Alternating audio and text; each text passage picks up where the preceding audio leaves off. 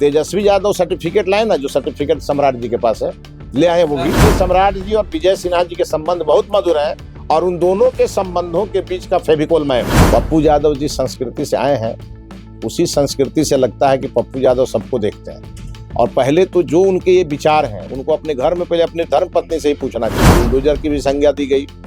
तो सम्राट जी से लोगों की बहुत अपेक्षाएं हैं और माननीय सम्राट जी अच्छा करेंगे, ऐसा मेरा भी विश्वास है। जितने वादे हमारी सरकार ने किए हैं तमाम वादे पूरे किए जाएंगे, इसी को डाउट नहीं होना चाहिए। लेकिन अभी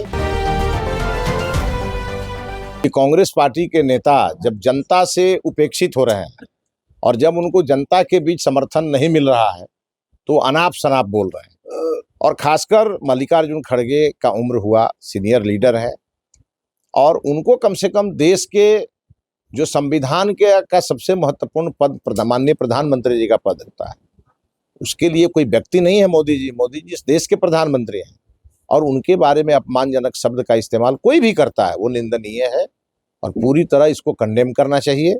और जिसने भी ये बात बोली है उसको इसके लिए सार्वजनिक रूप से माफी मांगनी चाहिए। पप्पू यादव के बयान को ना सुनते हैं ना तवज्जो देते हैं। महिला आयोग ने कहा कि 90% महिलाएं की राजनीति जो है कि नेताओं के बिस्तर से शुरू होता है। पप्पू यादव जिस संस्कृति से आए हैं उसी संस्कृति से लगता है कि पप्पू यादव सबको देखते हैं। और पहले तो जो उनके ये विचार हैं उनको अपने घर में पहले अपने धर्म पत्नी से ही पूछना चाहिए, क्योंकि वो भी राजनीति में है। ये विचार अगर उनके मन में है तो आखिर ये घटनाएं कहाँ हुई है ये तो बताएंगे पप्पू यादव है।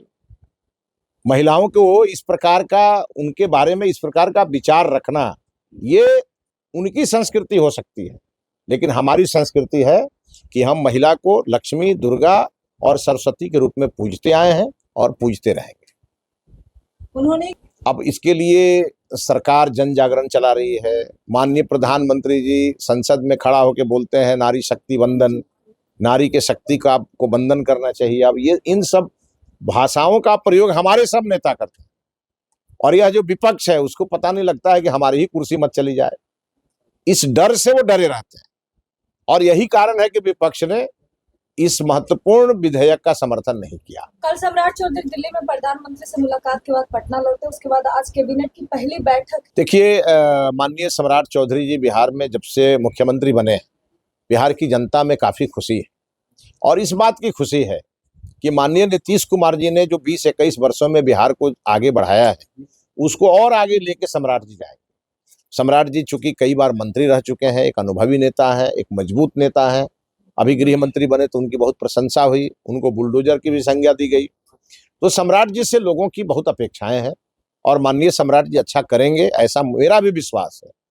पहले से बिहार के हर नागरिक पे 27,000 रुपए का कर्ज है और अब 12,000 करोड़ का लोन लेने का बात जो है किया जा रहा है। ये कौन अर्थशास्त्री का बयान है? ये मीडिया में खबरें नहीं, ये किस अर्थशास्त्री ने ये आंकड़ा दिया है मैं आपसे जानना चाहता हूँ। आप लोग तो मीडिया में कुछ भी चला देते हैं, न सिर है न पैर है।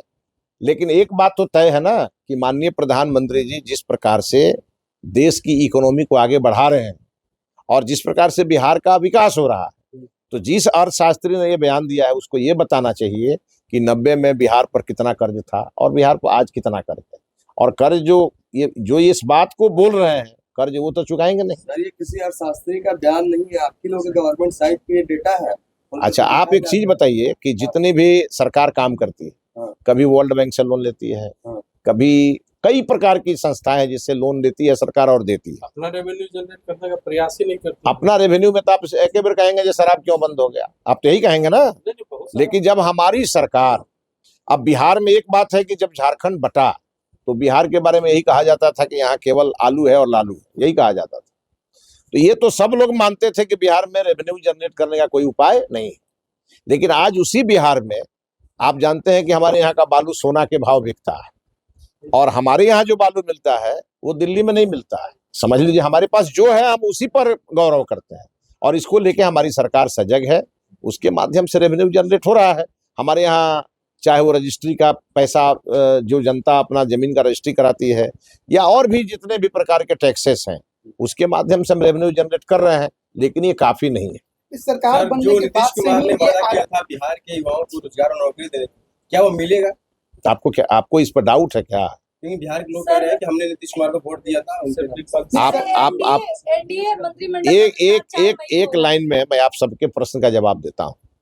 देखिए, सरकार एनडीए की है, सरकार कल भी एनडीए की थी और आज भी एनडीए की।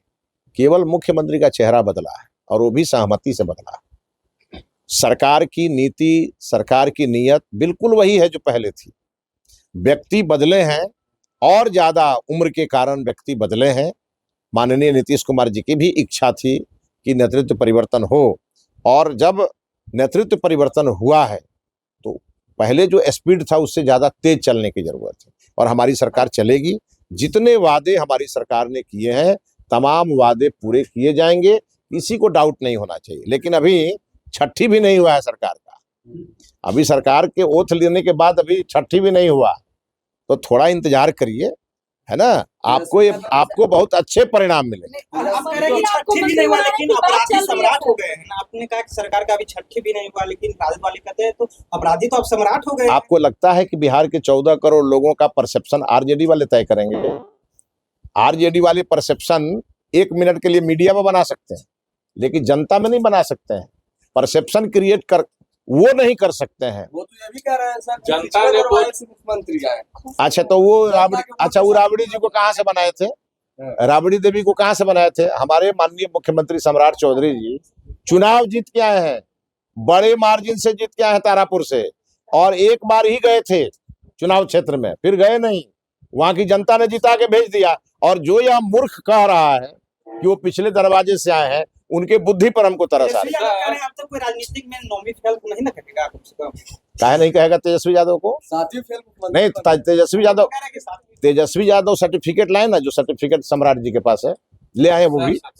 नवंबर में जनता ने आपको वोट दिया, नवंबर से अभी तक जो है 6 महीने हो चुके हैं, आप कह रहे हैं छठी नहीं हुआ। नहीं, हर 6 महीना नहीं, आप एक चीज बताइए, जनता ने आपको कहा है कि ये काम नहीं हो रहा है? जनता ने कहा है, मैं जनता का प्रतिनिधि हूँ, मैं बोल रहा हूँ आपको। आपके पास पैसा नहीं है, आपको क्या बात कर रहे हैं भाई आप नहीं, चलिए मैं सुनिए, अरे रुकिए, मैं आज आया हूँ बिहार और भारत सरकार से, बिहार सरकार के माध्यम से 6 करोड़ की योजना लेके आया मैं अपने कंस्टिट्यूएंसी के लिए। ये बात जो है ना, ये राजा रानी की कहानी बंद कर दीजिए। अच्छा छोड़िए, आप मंत्री बनने जा रहे हैं, उस पे क्या कहें? हम भाजपा के संतरी है और संतरी ही रहेंगे। बीजेपी में सब कुछ ठीक है? बीजेपी में कुछ भी गड़बड़ नहीं है। सरकार जब से ये नई बनी है, कहा जा रहा है कि विजय सिन्हा जी के आदेशों और फैसलों को लगातार पलटा। अरे कोई न किसी शर्मा का फैसला होता है, न किसी वर्मा का फैसला सरकार का होता है। शराबबंदी पर क्या है कि नहीं? सुनिए, जो विजय सिन्हा जी ने फैसले किए होंगे बिहार के हित में किए होंगे, जो सम्राट चौधरी जी ने फैसले किए होंगे वो बिहार के हित में किए होंगे। फैसला में आप लोगों को लगता होगा तो जिस समय हड़ताल थी उस हड़ताल को रोकने के लिए माननीय विजय सिन्हा जी ने कड़े फैसले लिए। आज वो सब मान गए होंगे, माननीय सम्राट जी ने बहाल कर दिया होगा। इसमें आप लोग जो ये चला रहे हैं कि विजय सिन्हा जी के फैसले को सम्राट जी ने बदल दिया, ये बेकार बात है, निराधार है। दोनों बहुत अच्छे मित्र हैं। माननीय सम्राट जी और विजय सिन्हा जी के संबंध बहुत मधुर है और उन दोनों के संबंधों के बीच का फेविकोल मैं हूं। लेकिन उनका सिक्योरिटी हटा दिया गया सर। सिक्योरिटी कहाँ हटा दिया गया भाई? कल तक उप मुख्यमंत्री, सुनिए एक बात ध्यान रखिएगा, कल तक वो उप मुख्यमंत्री थे, उस लिहाज से उनकी सिक्योरिटी थी। आज वो केवल माननीय विधायक हैं, फिर भी सामान्य विधायकों से ज्यादा सिक्योरिटी। ये कोई न्यूज नहीं है जिसको आप लोग चला रहे हैं। जब जैसे सरकार को लगेगा कि उनको और सिक्योरिटी देना चाहिए, सरकार देगी, इसमें परेशानी की क्या बात है? प्रशांत किशोर से मिले तेज प्रताप यादव कब रात में दो हारे हुए नेता एक साथ मिल रहे हैं, ये भी आपके लिए न्यूज है। सर, आज फिर से पूर्णिया के सांसद पप्पू यादव ने प्रेस कॉन्फ्रेंस करके कहा है कि नेता दिन में गांजा और रात में शराब। वो अपने बारे में कहें, उनको सलाह दीजिए कि ये काम मत कीजिए आप। गोल, जहां 28 वर्षों के सफर में 18,000 से भी अधिक छात्रों ने डॉक्टर एवं इंजीनियर बनकर सफलता की ऊंची उड़ान भरे है, जहां साधारण छात्र भी बिहार एवं झारखंड टॉपर बनकर बड़ा इतिहास बना रहे हैं। दूरदर्शी शिक्षाविद श्री विपिन सिंह के मार्गदर्शन में मेडिकल एवं इंजीनियरिंग के लाखों छात्रों के लिए आशा की किरण के रूप में गोल, द रिजल्ट फैक्ट्री,